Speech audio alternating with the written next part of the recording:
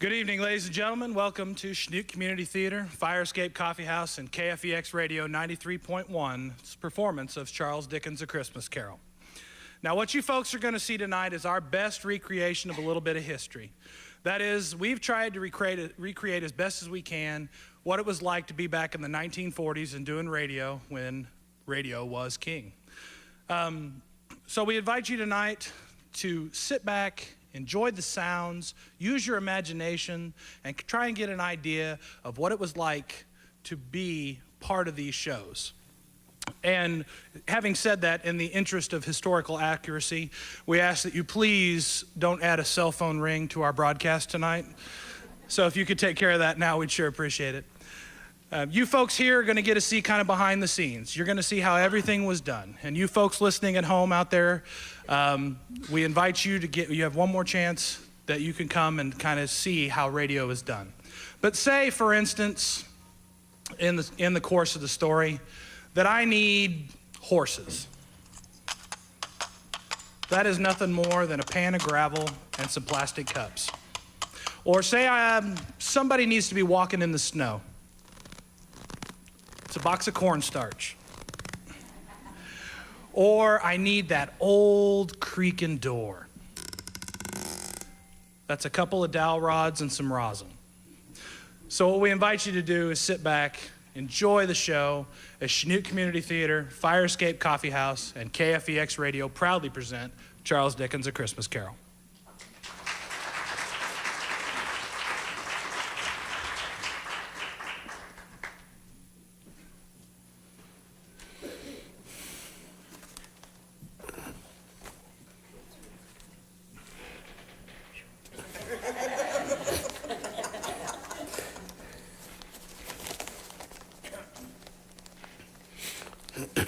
Hey, Grandpa. Hey, Justin. How's it going, buddy? Did you see that new movie that just came out? The computer graphics and the special effects was awesome. Oh, really? It felt like I was right there. Oh, really good, huh? I'll tell you what, Justin. When I was your age, we didn't have computer graphics on all those special effects. We had the old radio. I'll tell you what, that radio could give us all the sounds, all the names, all the talking, and all the music. And guess where the special effects came from? Where? Our imagination. You know, you go to a movie and you see this much special effects. We saw this much special effects right up here. It was great. You couldn't have made a movie that did it any better. But Grandpa, you didn't have any big movies back then. All you had was that stinking radio. Well, yeah, we had the radio. Tell you what it did. That radio created all of the special effects, all the adventure, and all the memories that a young kid could want. It was great. You're silly, Grandpa. No radio could ever do that.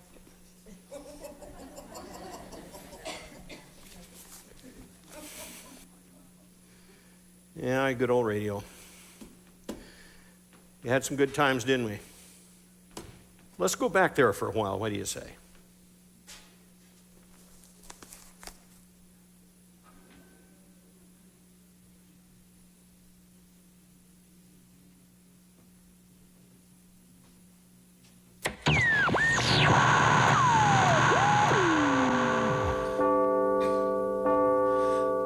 Live from Chinook, Kansas, the Chinook Community Theater, the FireEscape Coffee House, and 93.1 KFEX Radio proudly present Charles Dickens' A Christmas Carol. Tonight's broadcast is brought to you by none other than Cleaver's Farm and Home. Charles Dickens' A Christmas Carol, the tale of a miserly man who comes to realize the true spirit of Christmas. When this story first appeared over 160 years ago, few observed Christmas other than at church. Few employers gave workers off for the holidays, and the jolly country celebrations of the past were largely forgotten in the cities. But this little story helped transform this staid religious holiday into the joyous season of faith, feasting, and goodwill that it is to this very day. Charles Dickens' A Ghost Story of Christmas opens in London on a cold, snowy December 24th in the year 1843.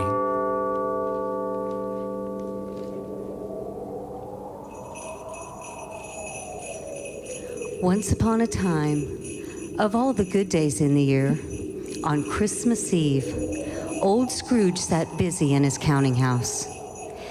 Ebenezer Scrooge was a squeezing, wrenching, grasping, scraping, clutching, covetous old sinner, a hard-hearted miser, secret and self-contained, and solitary as an oyster.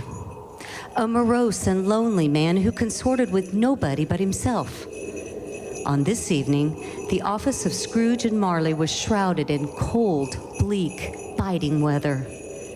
External heat and cold had little influence on Scrooge. No warmth could warm, no wintry weather could chill him. No wind that blew was bitterer than he.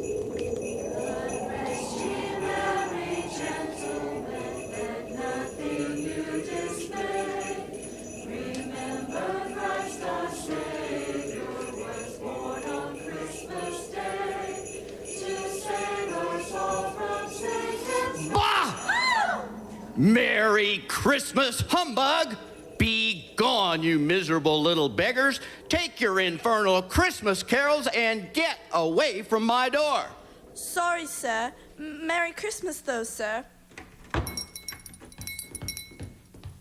Bah! And you, nephew, what right have you to be merry? You're poor enough. Christmas? Bah! Humbug. Christmas a humbug, Uncle? You don't mean that, I'm sure. What right have you to be dismal about Christmas? You're rich enough. Don't be cross, Uncle. What else can I be, Fred, when I live in such a world of fools as this? Merry Christmas.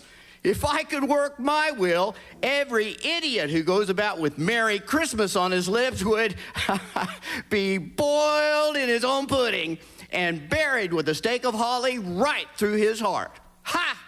Keep Christmas in your own way, nephew, and let me keep it in mine. Keep it? But you don't keep it, Uncle. Well, let me leave it alone then. Much good may it do you, much good it has ever done for you. But Christmas time is a good time, Uncle. A kind, forgiving, charitable, pleasant time. When men and women open their shut-up hearts freely and think of others as if they really were fellow passengers to the grave and not another race of creatures bound on other journeys. And therefore, Uncle, though it has never put a scrap of gold or silver in my pocket, I believe that it has done me good and will do me good. And I say, God bless it. God bless Christmas. You there, Bob Cratchit. Let me hear another sound from you and you'll keep your Christmas by losing your situation. Now return to your accounting. Yes, sir. Don't be angry, Uncle. Come, dine with us for Christmas dinner tomorrow. Kate would love to meet you. Kate? Oh, yes, your wife. Huh. Why did you get married? Because I fell in love, Uncle. Because you fell in love with a woman as penniless as yourself, Fred. Oh, good afternoon. But you never visited before my marriage. I want nothing from you, and I ask nothing of you. Very well. Good afternoon. Oh, I'll keep my Christmas humor to the last. So, a Merry Christmas, Uncle. Good afternoon. And a Happy New Year. Good afternoon. Mr. Cratchit, see my nephew out. This way, Mr. Fred, and Merry Christmas to you. And to you and your family, Bob. How is Mrs. Cratchit and your children? And especially your youngest, the little lame boy? Tim, sir. Tiny Tim. He's getting better. And thank you for asking, and Happy Christmas. My clerk with 15 shillings a week and a wife and a family. Talking about a Merry Christmas? I'll just retire to Bedlam.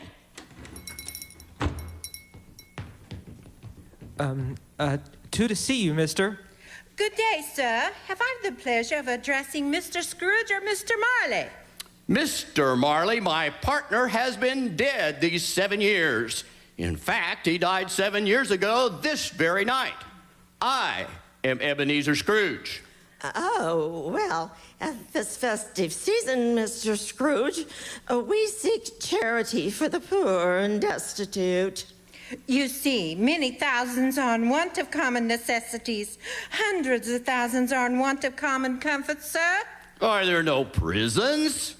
Plenty of prisons. And union workhouses, are they still in operation? They are. I wish I could say they were not. The treadmill and the poor law, are they in full vigor then? Both very busy, sir. I was afraid that something had stopped them in their useful course. I'm very glad to hear it. Well, they scarcely furnish Christian cheer, Mr. Scrooge. A few of us wish to buy the poor some meat and drink and means of warmth. We do so now because it is a time when want is keenly felt and abundance rejoices. So what shall I put you down for? Nothing. Oh, you wish to be anonymous, sir? I wish to be left alone. I don't make merry myself at Christmas, and I can't afford to make idle people merry. I help to support the prisons and workhouses, and they cost enough. Let those who are badly off go there.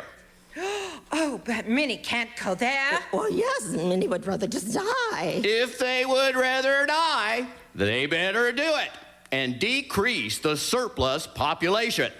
I see. So the firm of Scrooge and Marley declines. It is enough for a man to understand his own business and not interfere with others. Mine occupies me constantly. Good evening, then. Very well. You've made your views quite clear. Good evening to you, sir.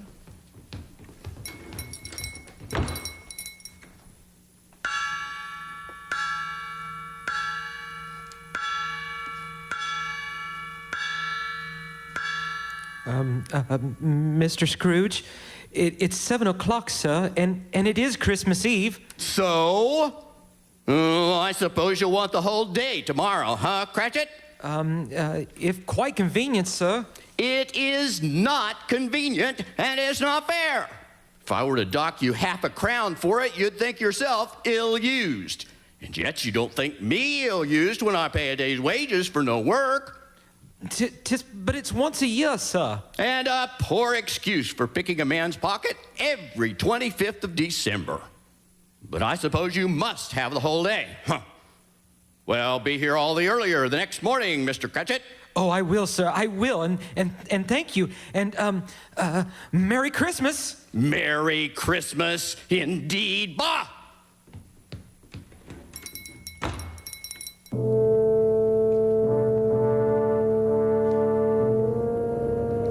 Scrooge took his melancholy dinner in his usual melancholy tavern and walked home through the rolling fog and bitter cold. He silently passed the urchins crowded round fires in the street, trying to keep warm. The icy Scrooge trudged along through the dark streets, but just as he reached the door of his dismal house, he thought he heard something calling. Ebenezer Scrooge! Ebenezer Scrooge! It was the voice of his long-dead partner, Jacob Marley, whose ghostly face appeared on the door knocker. Scrooge hurried inside, closed the door, and locked himself in. He double locked himself in. He checked the sitting room, bedroom, lumber room, all as they should be. Nobody under the table, nobody under the sofa, nobody under the bed, nobody in the closet.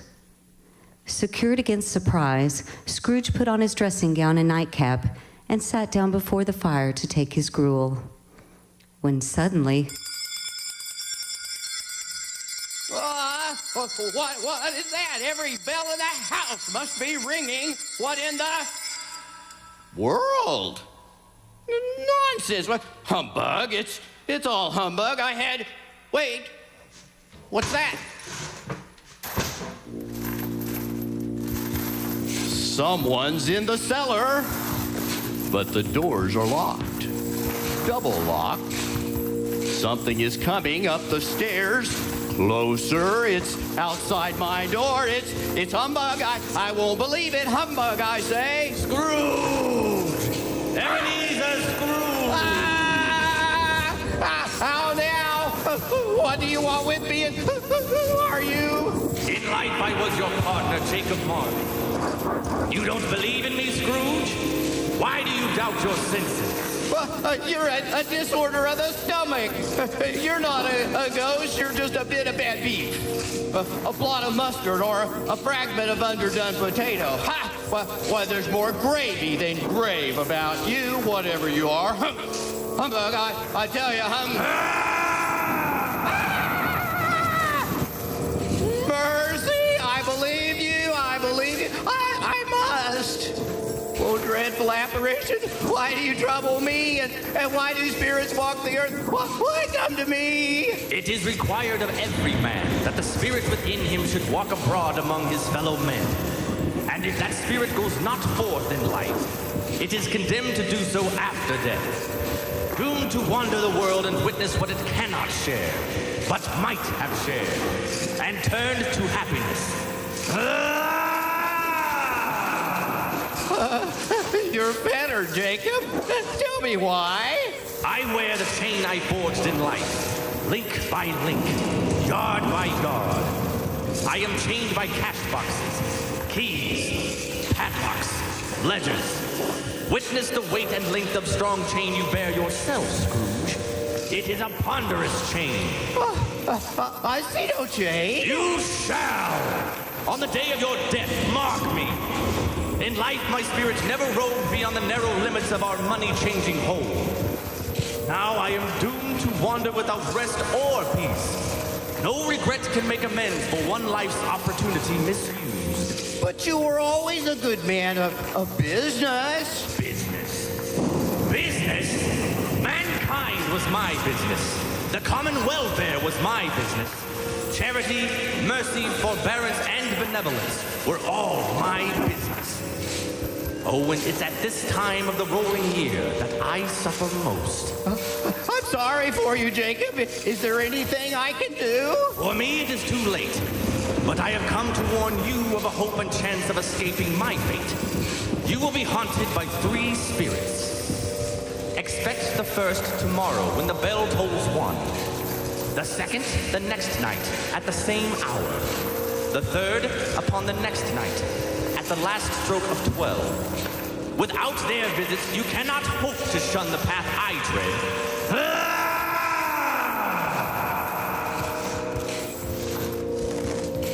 Ebenezer, look out this window. That poor woman and her infant huddled on the doorstep below. Look that you may see for your own sake. Ghosts, hundreds, and they're chained, just like yourself. They surround the woman, but they're not haunting her. They're pleading. Doesn't she see them? Why do these ghosts lament, Jacob? Why do they wail? They seek to aid her. They seek to do good in human matters, but have lost their power forever. They wail in unceasing torture and remorse. Beware this cruel fate, Ebenezer. Beware, beware, beware.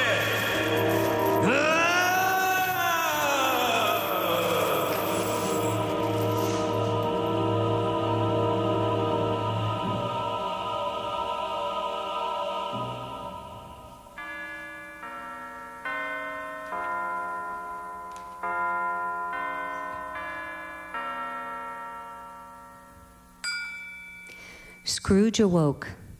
He was lying on his bed, still in his robe. Was Marley's visit a dream or not? He decided it was a dream and nothing more. But suddenly, the curtains of his bed were drawn aside, and Scrooge found himself face to face with the unearthly creature who drew them. It was a strange figure, like a child, yet not so like a child, as like an old woman.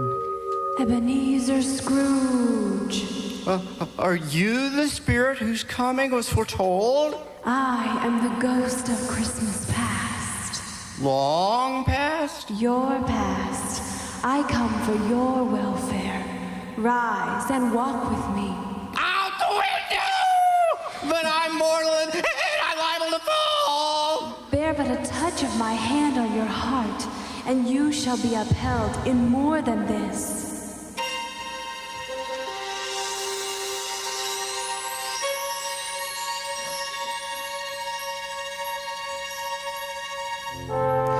As the words were spoken, they passed through the wall and stood upon an open country road with fields on either hand. A little market town appeared in the distance with its bridge, its church, and winding river. It was a clear, cold winter day with snow upon the ground. Do you recognize this place, Scrooge? Why, good heavens! I was bred in this place. I was a boy here. Why, look at that coach going by. Those are my schoolmates, Charles and John. They're on the Norfolk coach and taking them home for the Christmas holiday. Hello, Johnny. It's Ebenezer. Wait, these are but shadows of the things that have been. They have no consciousness of us. Come. Why, it's my old schoolhouse. But it wasn't a place of learning. It was more like a prison. On Christmas Eve, the school is not quite deserted. A solitary child, neglected by his friends, is left there still. A lonely boy, reading beside a feeble fire. Do you know him? Yes, I know. I am that child alone. My only companions were books, Alibaba and Robin Crusoe. Oh, poor boy. How I wish, but it's too late now. What is the matter? Oh, nothing. There was a boy singing a Christmas carol at my door last night. I should like to have given him something, that's all. Let us see another Christmas. Come. Why, it's me and it's years later, but I'm still at that dismal school alone on Christmas. Ebenezer! Why, it's Fan, my beloved sister, Fan. Dear, dear brother, I have come to bring you home. Yes, home. Home forever and ever. Father is so much kinder than he used to be. That home's like heaven. We're to be together all Christmas long and have the merriest time. Come with me. Let us go. Your sister was always a delicate creature whom a breath might have withered. She had a large heart. She died a woman, but had, as I think, children. One child, my nephew Fred. My, how he does resemble his mother. Come to another Christmas past, a celebration.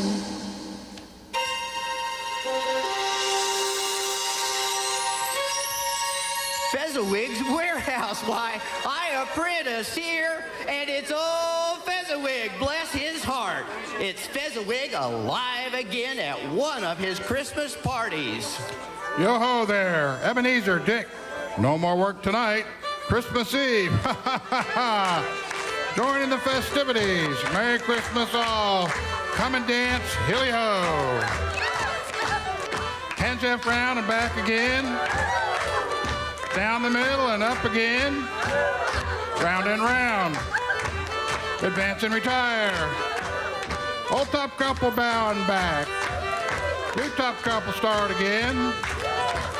Advance and retire. Both hands to your partner. Bow and curtsy. Corkscrew. Thread the needle. Back again. To your place. Well done. Do you recognize yourself, Scrooge? A young man with a twinkle in your eye and a future before you. You're quite enjoying yourself. Oh, it was a marvelous party. We had cake and punch and cold roast and mince pie and plenty of beer. Why, look at old Fezziwig, how he dances. Why, it's glorious. What a jolly time we used to have. It was a small matter for old Fezziwig to make these silly folks so full of gratitude. Small matter? Small indeed. He has spent only a few pounds of your mortal money, and look, is it so much that he deserves this praise? Oh, it isn't that. It isn't that, Spirit. Fezziwig had the power to render us happy or unhappy, to make our service light or burdensome, a pleasure or a toil. Well, the happiness he gives is quite as great if it cost a fortune. What? Something bothering you, Scrooge? No, I should just like to say a word or two to my clerk, Bob Cratchit, just now. Scrooge, my time grows short. Quick, several years later.